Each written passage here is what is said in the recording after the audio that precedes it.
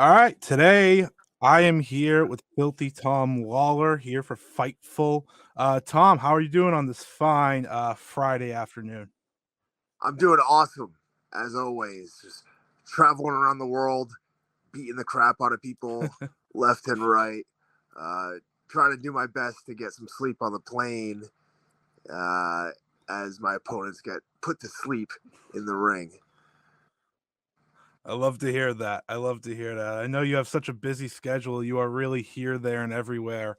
Of course, this upcoming weekend is a New Japan Showdown, the tapings where you're facing Homicide, which is pretty exciting. I believe it's the first time you're facing him since Bloodsport 3, which is really cool. How are you looking into this match? Because obviously, Bloodsport and New Japan, they have a lot of similarities, but a lot of differences. And Homicide, very legendary figure here in the US. So how are you looking to face him this time around?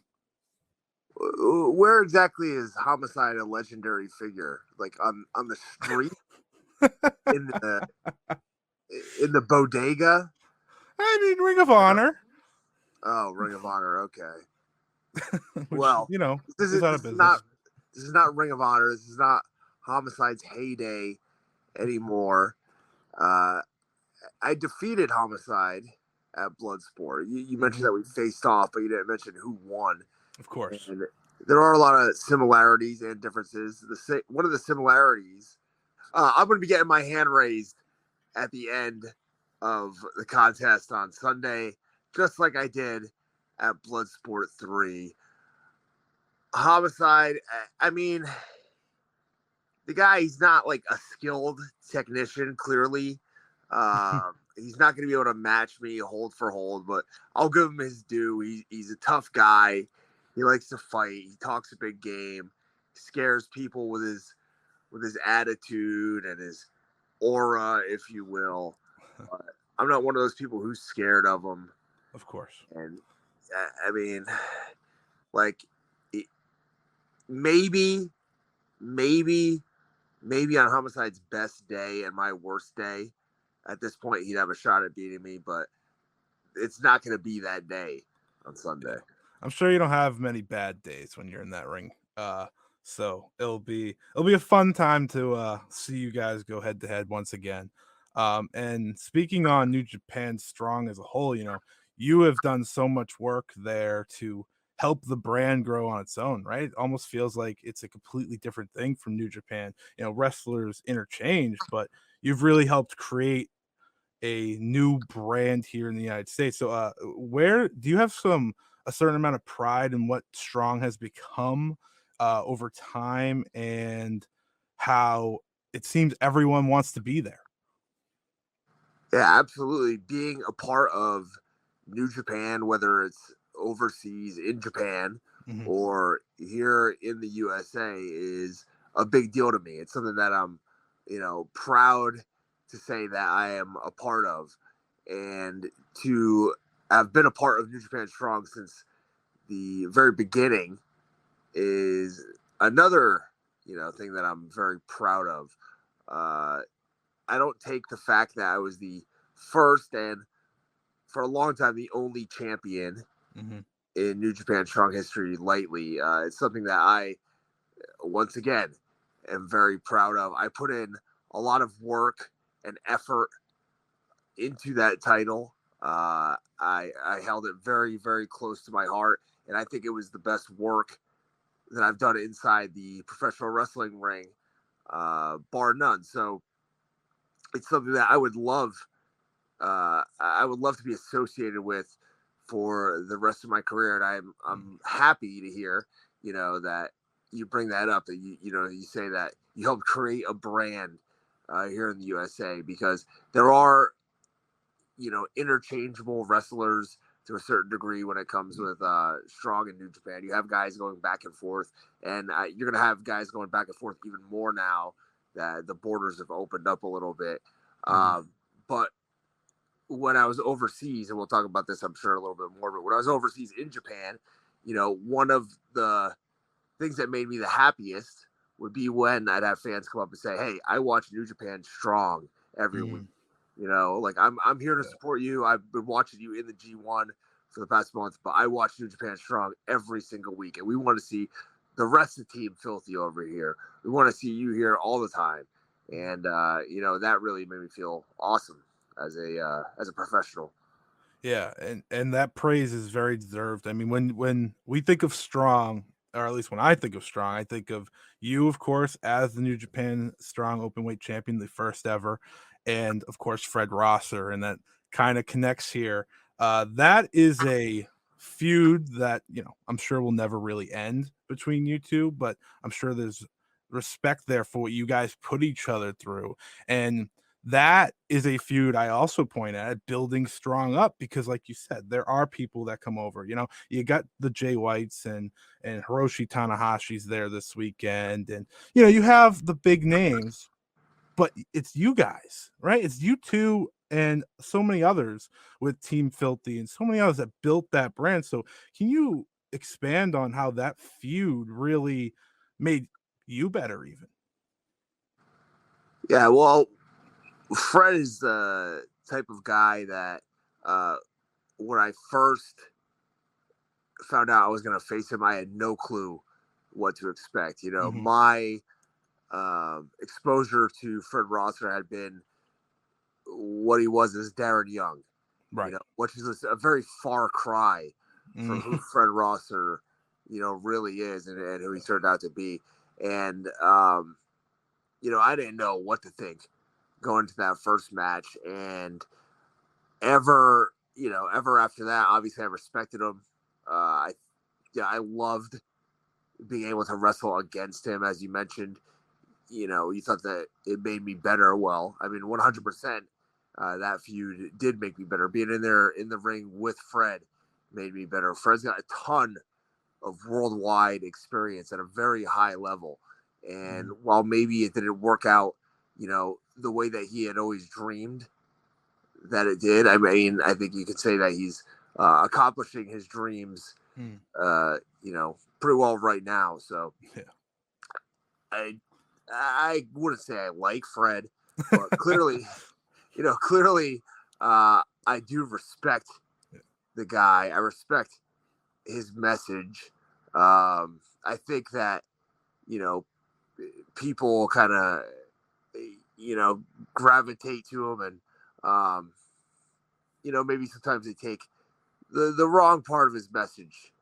Uh, but Fred is I hate to say it, but Fred is as much New Japan Strong as I am. Mm. Yeah, I mean, you don't have to like him. We've seen the matches. I didn't I didn't think you did like him, but respect was definitely shown all throughout. And you brought up earlier your trip to Japan, of course, for the G1 Climax. Just probably an incredible experience. So I want to ask you one first about the tournament, and is it as grueling as many say it is? I know it was a little smaller in terms of blocks this year, but bigger in terms of participants. So that's one. And then just how'd you feel after it? Was it everything you hoped for? Everything I hoped for, no. I Right, mean, because you didn't what? win, of course. Yeah, what I had hoped for would have been a better outing, Yeah. more wins, more matchups that were higher up on Hmm. the card, semi-main event, main event spots, which I had, I believe, maybe two of.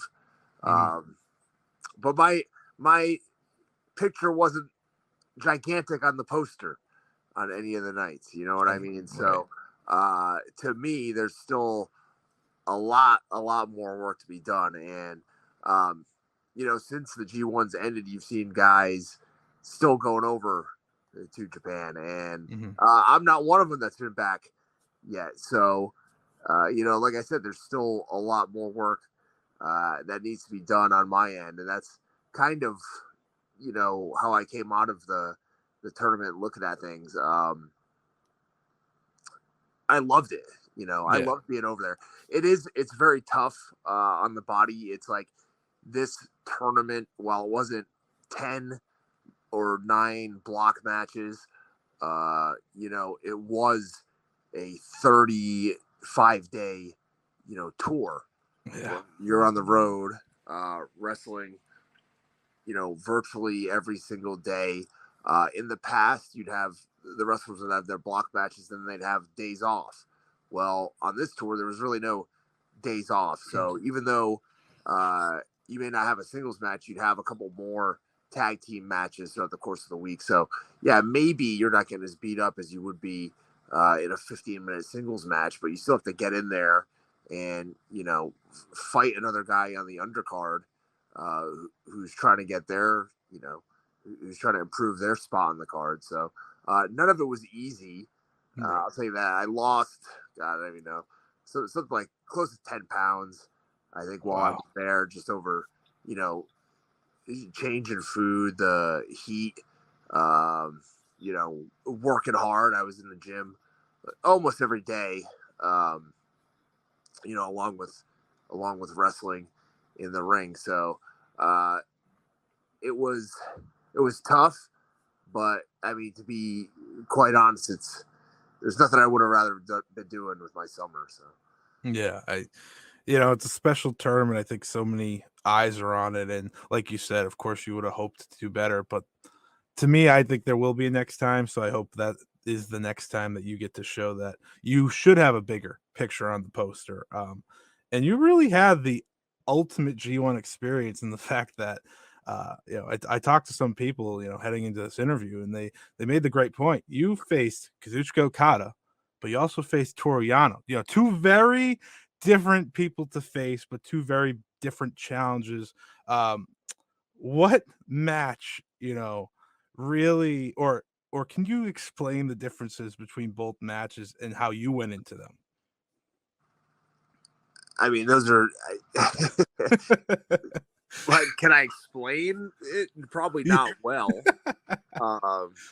Those are two completely different scenarios. One of which, with Toru Yano, I spent a lot of time at the Don Quixote, which is, for those of you who don't know, it's like a giant department store, essentially. I spent a lot of time in the shopping districts looking for props, playing with mannequins and that sort of thing. So the preparation for that match was completely different than preparing for Okada, which was watching a lot of tape, watching a lot of stuff, obviously, that he had done in the past. Okada's, I don't know if listeners can tell, but sometimes there's a lot of counters going on in his contest, so you've got to be aware of what he's going to be doing at all times. So yeah, a little bit different strategy. When you're watching Yano versus Colt Cabana multiple times, you get kind of a different feeling than you do watching Okada Shibata. But I mean, for me, right, they're both like top-notch professional wrestling. So I was happy to have gotten the full experience. I don't think I got the full experience, but you got two different worlds in a lot of ways. That's for sure. Between the two. And there are so many other wrestlers in New Japan that you still have yet to face. Is there one or at least two that jump out to you like, I need that match before I'm done? I need it.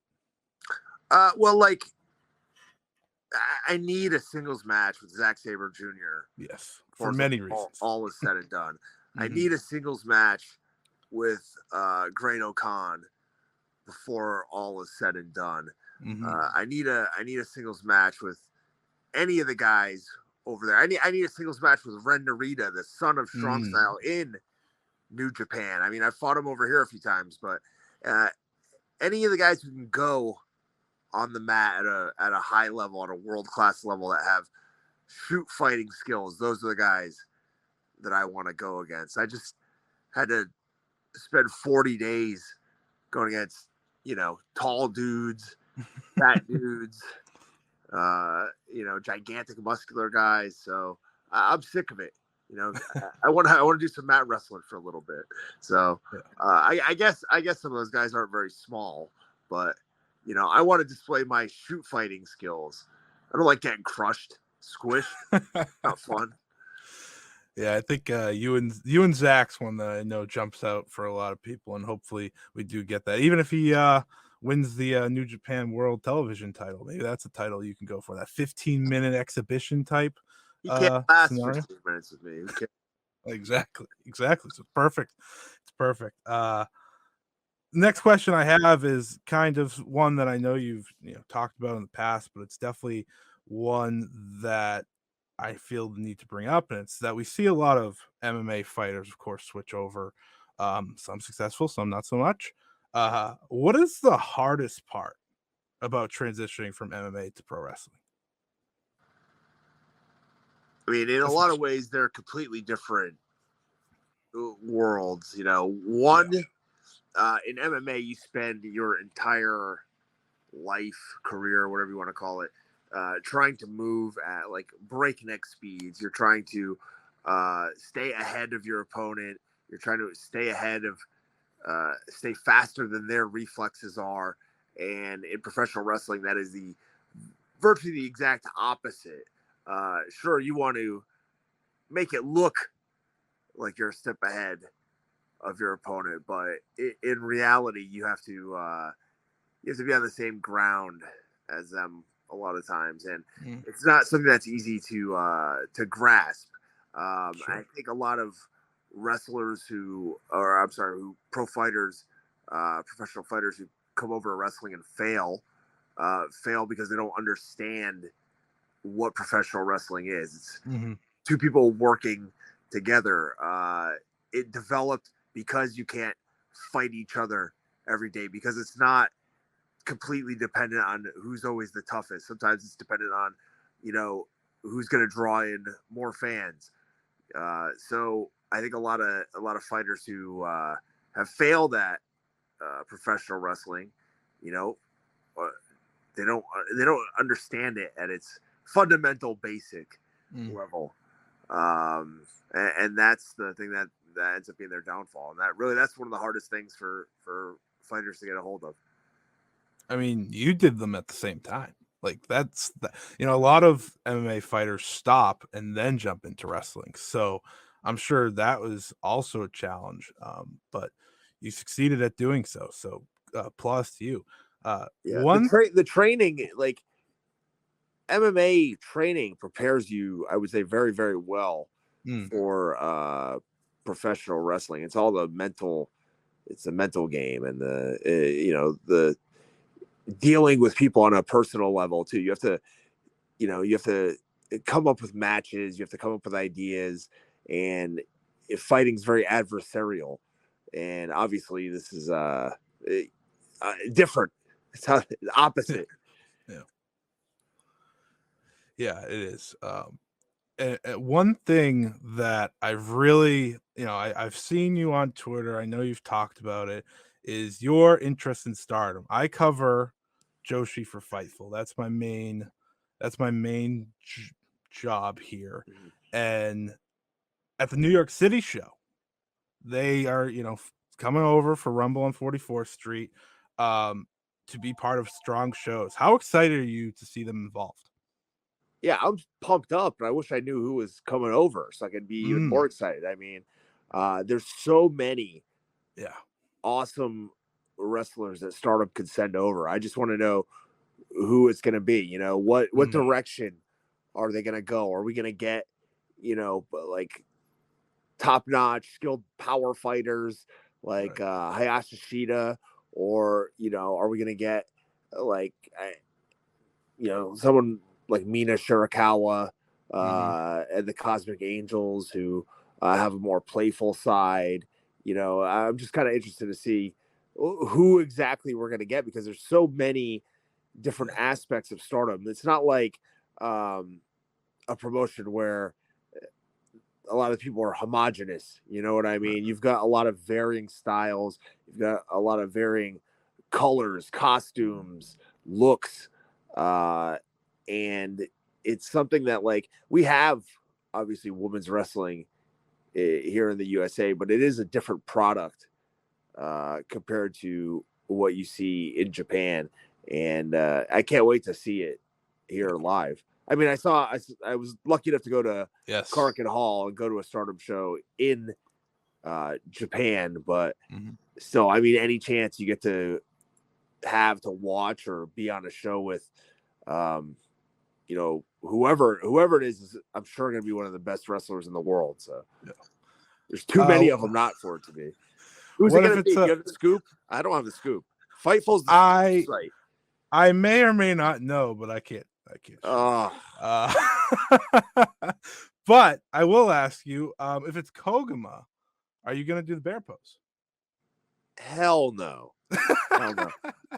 The only way that bear pose is happening in the ring with me in there is if I'm doing it to somebody else. If I'm forcing them to take part, which I did Yeah. in one tag match in the G1, I forced Bad Dude Tito to throw up the bear paws, but no, All right, I just had to double check. no. And you know, historic I'm cross. steadfast in that one. I know, but you will do the Mirai clap, right? Yes. Yes, of course. Who can't? Like, it's just, you know, it's Yeah, infectious almost. I'm hoping for all three of well, I guess there's more now. Uh, all of God's Eye Mm, to be in New York, but yeah, I'm not going to hold my breath. you got a pregame with Shuri, right? A historic crossover coming up. That's kind of where we're going here next. So historic crossover, big time show, first time New Japan and Stardom are coming together for just this mega show, and I can't wait for it personally. And you, of course, are on the show, and not only are you on the show, you're part of a very big match, right? You're teaming with Shuri to go against Zack Sabre Jr. and Julia. Uh, as a fan of Stardom, but also just as a wrestler, this has to be like the best of all worlds, right? Because you get to take part in a big match that's kind of a preview if Shuri defends against Micah for Stardom's big show of the year, and then you get to go against Zach.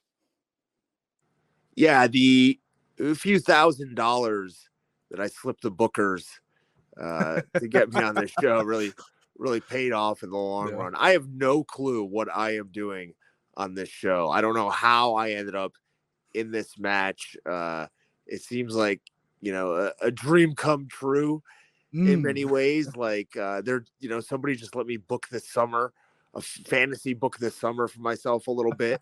And I ended up in the G1 and I end up in this, what I'm guessing is going to be a preview of the year-end title match for Stardom between Shuri and Julia, who's got quite a bone to pick with me, apparently. Yeah, I was Has gonna been bring up that quote. threatening me left and right, threatening me with slaps. I don't want any of those clonking headbutts coming No. anywhere near me. So, you know, I'm confident that Shuri's going to stop her in her tracks before Julia ever gets to me. Yeah, I believe Julia said she was gonna make you cry. I just want your response Yeah. to Julia on that one. Yeah. Well, all she's going to do is put a microphone in front of me backstage at New Japan. And I mean, I'm going to be shedding some tears. So it doesn't take a whole lot to make me cry, Julia. Well, that's great to hear. I'm happy that you're ready, but you're also like, I have no idea what's gonna happen. That's like the perfect response. But it'll be a very exciting show. Not only, I mean, my like being involved with them is great, but right. this is another chance for me to show that Boy George is much, much better than George Michael. Of course. Right. That's I'm not letting Zach get away with this garbage that he's been putting out there for years. Come on. We all know if George Michael was so great, he'd be putting out hits today, wouldn't he? Boy George put out an album within the past 10 years. You got him. You got him there. I mean, right. This match for you has so many different layers to it. It's almost it's perfect. So good job getting that money to the New Japan officials. It worked out perfectly. I also hate vegetables. Oh, so there's another. All right. Well, let me ask predictions for the IWGP Women's Championship tournament.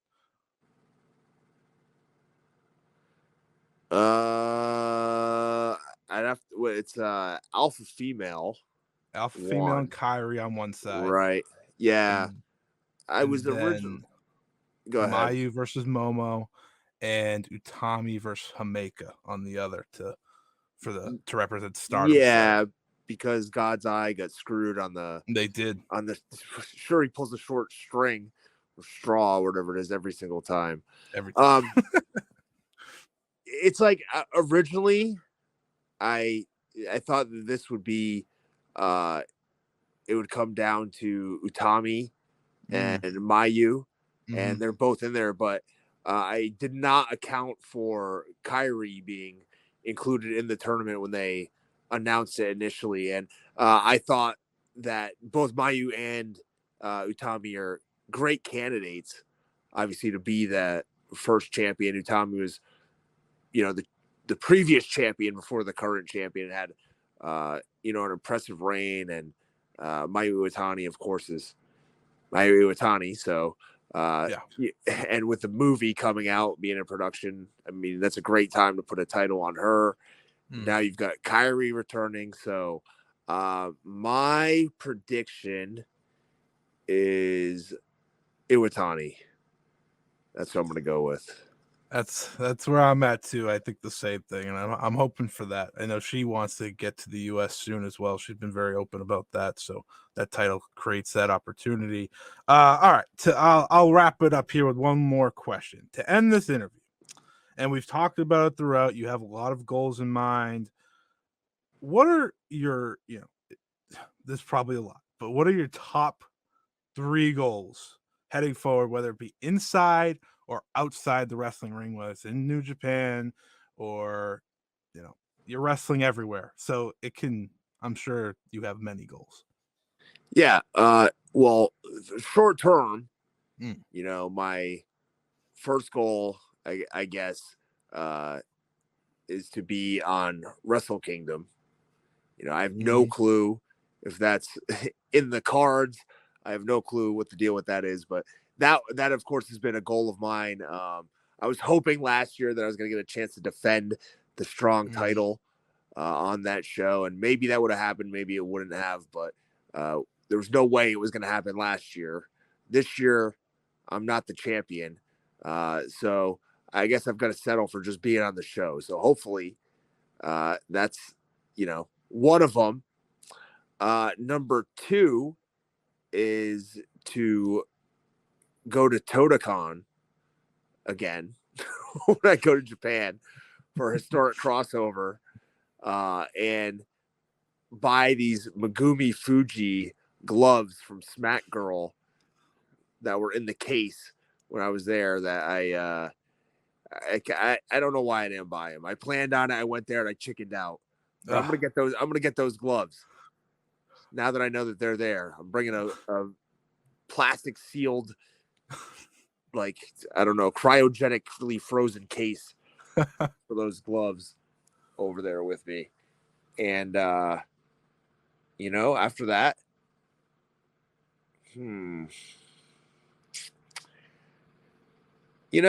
I wouldn't mind. I don't think I'd mind fighting in Japan, Mm. maybe once before all Mm. said and done, if the opportunity presents itself. So Interesting. there you go. Interesting. Those are 3 great goals, but everyone can see Tom wrestle at New Japan Showdown, of course. I know you don't have a match yet, but Rumble on 44th Street. Are you going to be there? Yes, Yes. I will be on Rumble on 44th Street. I don't know about the night before. Yeah, Can the night neither before. can neither confirm nor deny. Right. No one knows, and I guess that's the excitement of it. And then of course a store crossover. That's where to check him out as he teams with Shuri of Stardom to take on Zack Sabre Jr. and Julia. Julia, who of course has threatened him many times, which is a little unfair. Tom, thank you so much for coming on here. I really do appreciate it. Thank you. NordVPN.com/Fightful. Block online trackers, annoying pop-up ads. Unlock geo-blocked content. Maybe you missed the WWE Network. Maybe you want that AEW Plus. Maybe you want to subscribe to overseas services so you can get UFC pay-per-views at a reduced rate. Well, NordVPN.com/Fightful allows you to do that, and you can do it with 4 months for free with that link. Not only that, you get your 30-day money-back guarantee as well, just in case you don't like it for any reason. It works on all of your devices, so you can do this stuff wherever you are. Maybe you're on that unsecured Wi-Fi at the airport, the hotel. Yeah, it can be dangerous. Your info is at risk, but you can still gain access to all that stuff. Check out all of your favorite shows, or maybe shows you haven't discovered before, with nordvpn.com/Fightful, now with multiple tiers, so you can get whatever services that you want. nordvpn.com/Fightful.